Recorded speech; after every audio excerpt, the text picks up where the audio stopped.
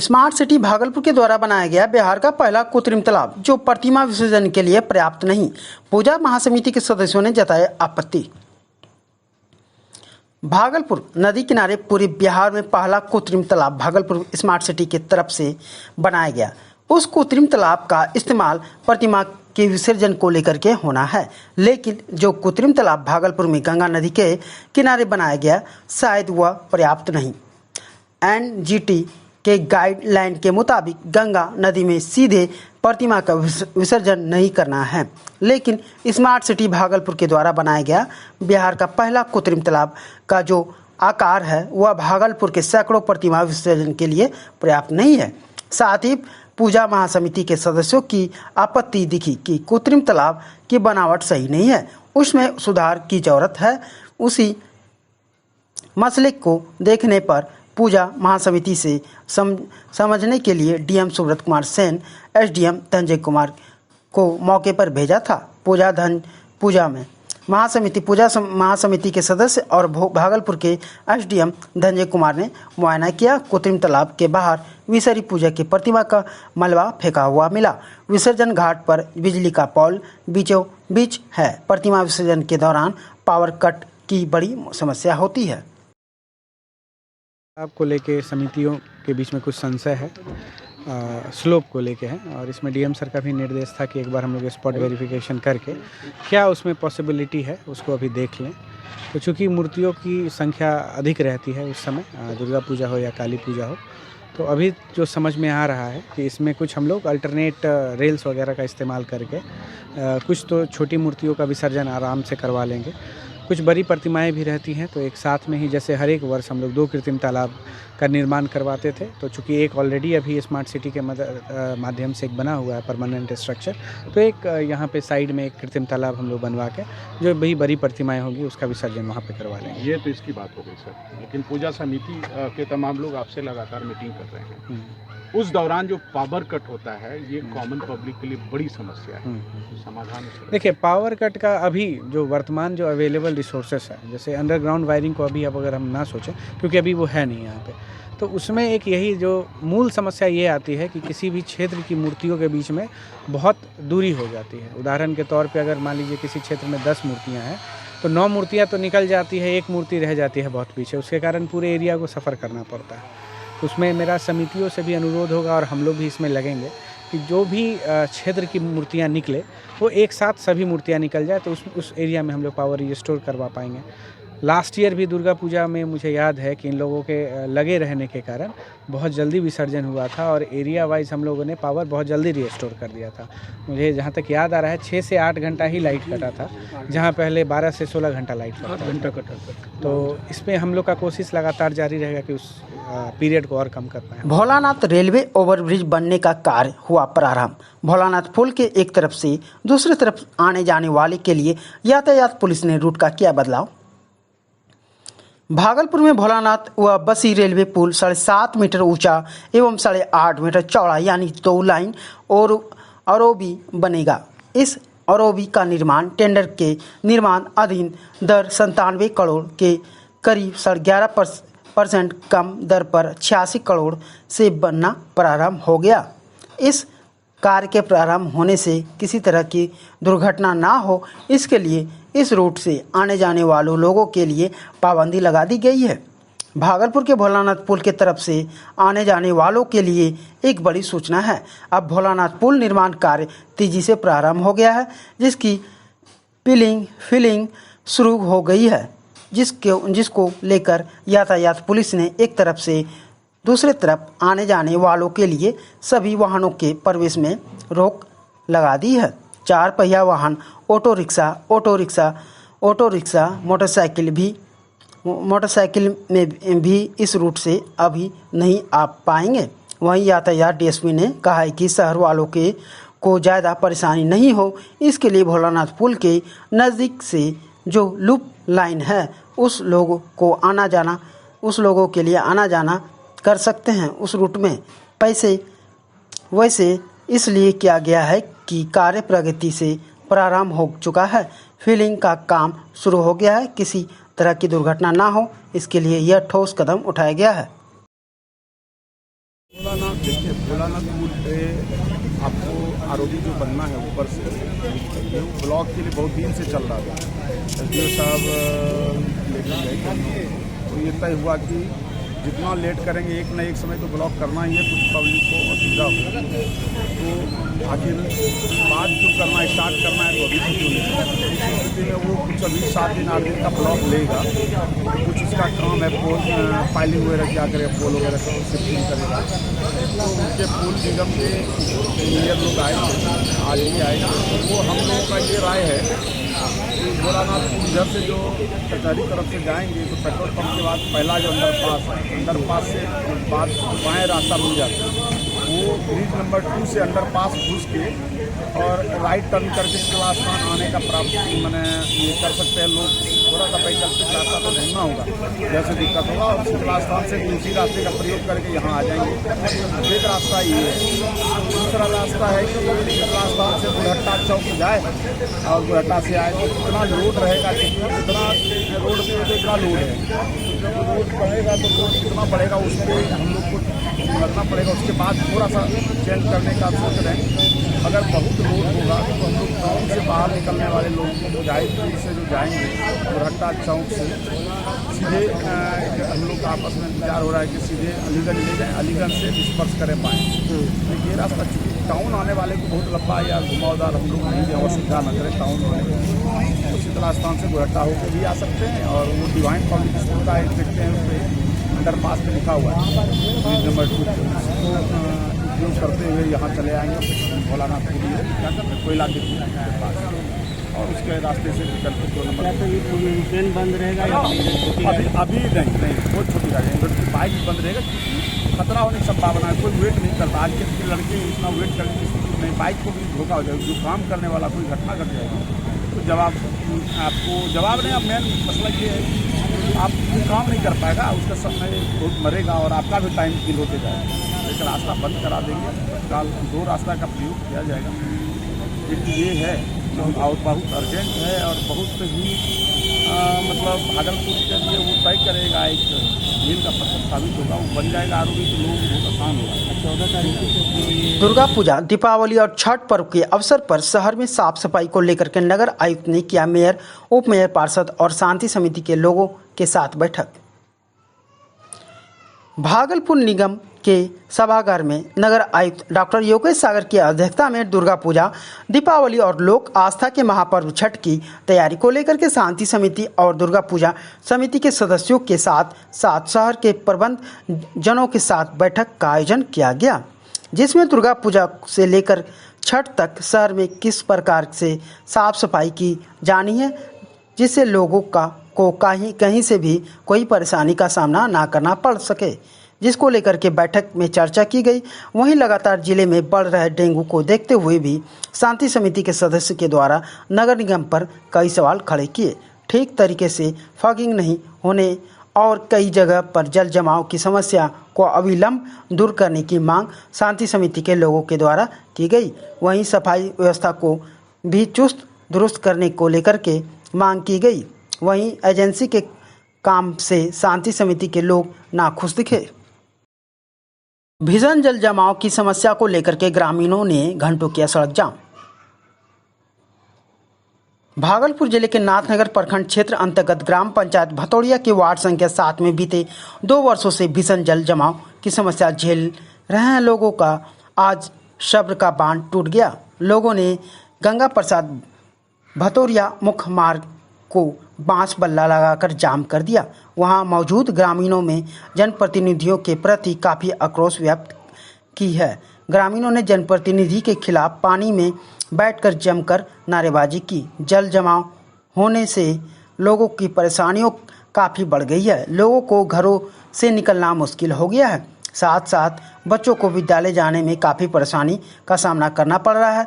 इस जल जमाव का खास कारण यह है कि नाली की समुचित व्यवस्था नहीं होना, सड़क पर घुटना भर पानी जमा, आए दिन लोग बाइक और टोटो से गिरकर जख्मी भी हो चुके हैं। कई बार तो गाड़ियां पलट भी गई है। स्थानीय ग्रामीण बताते हैं कि हम लोगों को इस जल जमाव के कारण नरकीय जीवन जीना पड़ रहा है। इस जन समस्या से निजात दिलाने को लेकर के वार्ड सदस्य, मुखिया, जिला परिषद सदस्य, विधायक और सांसद तक गुहार लगा चुके हैं, लेकिन जनप्रतिनिधियों के द्वारा सिर्फ आश्वासन ही दिया जाता है। इस पर कोई ठोस पहल नहीं की जाती है। जनप्रतिनिधियों को जनता की कोई फिक्र नहीं है। वहीं ग्राम पंचायत भतोड़िया की मुखिया मिठ नारायण मंडल ने कहा कि जल जमाव की समस्या है। जहां जल जमाव है वहां से कुछ ही दूर पर एक पचकठिया पोखर है जिसमें नाले का पानी जाता था। नाले का पानी की निकासी बंद है और WD का रोड है। निकासी पर अतिक्रमण कर घर बना दिया गया है। नाले के निर्माण के लिए फंड आया था तो आधा दूर तक नाला का निर्माण कराया गया है। जैसे ही फिर फंड आता है तो नाला निर्माण कराकर लोगों को समस्या से निजात दिलाया जाएगा। एस्टीमेट तैयार है, फंड के अभाव में काम बाधित है। कॉलेज में वर्षों से बने हॉस्टल को चालू करवाने की मांग को लेकर कॉलेज के मुख्य द्वार के सामने भूख हड़ताल पर बैठी छात्राएं। भागलपुर, कोसी और गंगा से घिरा नवगछिया अनुमंडल में छात्रों को शिक्षित बनाने के लिए सरकार ने नवगछिया में मदन अहिल्या महिला कॉलेज का निर्माण तो करवा दिया, मगर दूर दराज से नवगछिया पढ़ने आने वाली गरीब छात्राओं के लिए कई वर्षों से बनकर तैयार छात्रावास धूल फांक रही है। इसको लेकर कॉलेज की छात्राएं आज से भूख हड़ताल पर बैठी है और उनकी मांग है कि कॉलेज में वर्षों से बनकर तैयार छात्रावास को चालू किया जाए। आपको बता दें कि नवगछिया पुलिस जिले के एकमात्र महिला कॉलेज होने के साथ साथ नवगछिया से सटे जिला कटिहार, खगड़िया, पूर्णिया, मधेपुरा, बांका, भागलपुर के छात्र भी लाभान्वित होते हैं। दूर से आने के कारण वैसे छात्र रोज कॉलेज नहीं आ पाते हैं, जिससे उनका 75% हाजिरी पूरी नहीं हो पाती है। वैसे छात्रों को रहकर पढ़ाई करने के लिए कॉलेज कैंपस में 2 छात्रावास का निर्माण भी करवाया गया, मगर वह आज तक चालू नहीं हो सका। एक छात्रावास वर्ष 2004 में ही बनाया गया था, जिसे हैंड ओवर तो कर दिया गया, मगर वे आज तक चालू नहीं हो सका। वर्ष 2008 में ईस्वी में एक और छात्रावास का निर्माण करवाया गया, वो अब तक हैंड ओवर नहीं किया गया। दोनों छात्रावास का आलम यह है कि खंडर में तब्दील हो चुका है, दीवारें झड़ने लगी, कभी भी हादसा हो सकता है। बिना छात्रावास चालू हुए ही मरम्मत का कार्य करवाना अति आवश्यक है। इसके बावजूद अब तक छात्रावास को चालू नहीं करवाया गया, जिससे छात्रों को पैसा खर्च कर दूर दराज से कॉलेज आना पड़ता है। छात्रावास को चालू कराने को लेकर के अभिवित के वर्ष 2016 से लगातार महाविद्यालय में मांग पत्र, विश्वविद्यालय में कुलपति को मांग पत्र धरना प्रदर्शन भी किया। यहाँ तक छात्रा अनशन पर भी बैठी, फिर भी विश्वविद्यालय प्रशासन का आंख नहीं खुला। नवगछिया के सबसे कठिन इलाका करारी तिनटंगा, वहाँ से छात्र आती है तो सबसे पहले उस अधिक किराया लगता है। बहुत बार समय अधिक आने में लगने के कारण कक्षा या फिर परीक्षा में छूट जाता है। कोई आवश्यक कार्य के लिए अगर दूसरे जिले से छात्र आती है तो उन्हें रात्रि विश्राम का बंदोबस्त करना पड़ता है। यही अगर महाविद्यालय का छात्रावास रहता तो फिर ये सभी परेशानी नहीं होती। आवास को लेकर के छात्रा आवास बहुत सालों से बंद करके तैयार है, 2016 से ही बंद करके तैयार है, 2 छात्रा आवास, और बहुत सालों से ये बंद करके तैयार है और चालू नहीं हो रहा है, इसलिए आज हम लोग भूख हड़ताल पे बैठे हैं। इसको लेकर विभाग स्तर पे क्या आपने प्रयास किया? हम लोग इसको लेकर के VC के पास, प्रोफेसर VC के पास विश्वविद्यालय में जाकर के बहुत बार एप्लीकेशन दिए, प्रधानाचार्य को भी बहुत बार हम लोग एप्लीकेशन दे करके बैठे हैं, लेकिन कुछ सुनवाई नहीं हो रहा है। पिछले कुछ महीने पहले VC आए थे तो हमको आश्वासन दे करके गए थे कि लास्ट अप्रैल तक में हम लोग छात्रा आवास चालू कर देंगे, लेकिन उसके बाद कुछ भी कार्रवाई नहीं हुआ है और कुछ ना यहाँ कोई व्यवस्था ही नहीं बना है। कब से बना है ये छात्रावास? ये 2016 से ही बन करके तैयार है। एक तो बन करके पूरी तरह से क्षतिग्रस्त हो गया और एक बना हुआ है तो उसमें अभी तक कुछ व्यवस्था नहीं है। अनियमितता भी है छात्रावास में। हाँ जी, बहुत। वहाँ पानी की व्यवस्था नहीं है, शौचालय की व्यवस्था नहीं है, बिजली की व्यवस्था नहीं है। इसको लेकर आप लोग क्या कर रहे हैं? उसको लेकर के हम लोग जो कार्य है कर रहे हैं, प्रोफेसर वीसी के पास बहुत बार विश्वविद्यालय में जा कर के एप्लीकेशन दिए हैं, बात किए उनसे। बहुत सारी समस्याएं हमारे कॉलेज में, उसको लेकर के हम लोग बहुत बार एप्लीकेशन दिए हैं लेकिन कोई सुनवाई नहीं हो रही। अगर नहीं चालू हो पाता तो आगे क्या करना है? आगे हम लोग आंदोलन करेंगे और क्या। अगर नहीं चालू होगी टाइम से तो हम लोग आंदोलन करेंगे इसको लेकर के। कितने बेड का है छात्रावास? लगभग 200 बेड का। परिचय? मेरा नाम साक्षी भारद्वाज है, कॉलेज अध्यक्ष ABP अखिल भारतीय विद्यार्थी परिषद। हमारे कॉलेज में बहुत सारी चीज़ों की समस्या है, जैसे कि पानी की समस्या और इधर उधर बैठने की समस्या। बहुत सारी चीज़ों की यहाँ समस्या है, पर फिर भी कितने एप्लीकेशन देने के बाद भी इन समस्याओं को पूरी नहीं की जा रही है। आज हड़ताल पे क्यों बैठी हुई हो? समस्या को लेकर, ताकि जल की सुविधा हमारे कॉलेज में हो, बैठने की सुविधा हो, हर चीज़ की सुविधा हमारे कॉलेज में हो। इसीलिए मदद नहीं लिया। हॉस्टल को लेकर क्या समस्या है? हॉस्टल में भी बहुत सारी समस्या है, जैसे जल की सुविधा नहीं है और इस शिक्षा भी मिल रही है पर वैसे लोग दे नहीं रहे जैसे खोजते हैं बच्चे लोग। और बहुत सारी चीज़ें जैसे जल हो गया, बैठने की सुविधा हुई, बहुत सारी चीज़ों की समस्या है पर फिर चालू हुआ है नहीं। इसको लेकर क्या करना है?